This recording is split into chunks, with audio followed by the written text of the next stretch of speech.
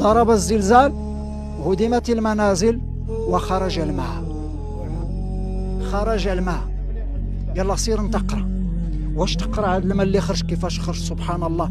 يعني الاوديه، يعني كان الماء جافه، راه ما تلقاش الجغمه ديال الماء، فاذا هي سالت ماء.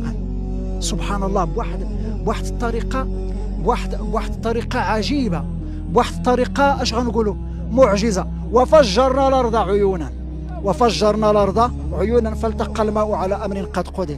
الزلزال يعني شوف، دائما المحنه تتبعها المنحه، المحنه تتبعها المنحه. حتى الابار تحيا الماء، يعني طلع. سبحان الله. هذا الماء الحمد لله ما خرج حتى ضرب الزنزال ديك الليله فاش خرج هذا الماء. هذه البركه هذه راه من 86 ما كاينش الماء، راه الشجر